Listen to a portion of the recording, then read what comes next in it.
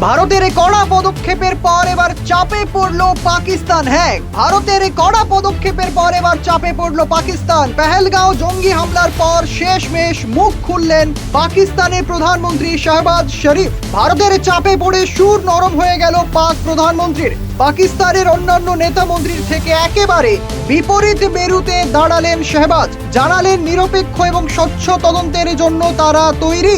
পাশাপাশি ভারতের যে কোনো মিস অ্যাডভেঞ্চারের জন্য পাকিস্তান প্রস্তুত আছে বলেও মন্তব্য করেন তিনি। খাইবার পাখতুনখোয়ার একটি মিলিটারি একাডেমির এক অনুষ্ঠানে যোগ দিয়ে শাহবাজ শরীফ বলেন, পাকিস্তানে যে কোনো স্বচ্ছ ও নিরপেক্ষ তদন্তে যোগ দিতে প্রস্তুত। আমাদের কাছে শান্তি সবার আগে, দেশের নিরাপত্তা ও সার্বভৌমত্বের সঙ্গে আমরা আপোষ করব না।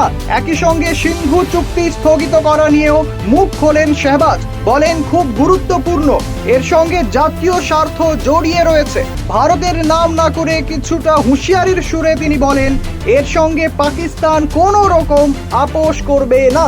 সিন্ধু জল চুক্তিতে পাকিস্তানের ভাগে আসা জল যদি কেউ বন্ধ করার বা কমানোর কিংবা অন্য খাতে বইয়ে দেওয়ার চেষ্টা করে, তাহলে পূর্ণ শক্তিতে তার মোকাবিলা হবে।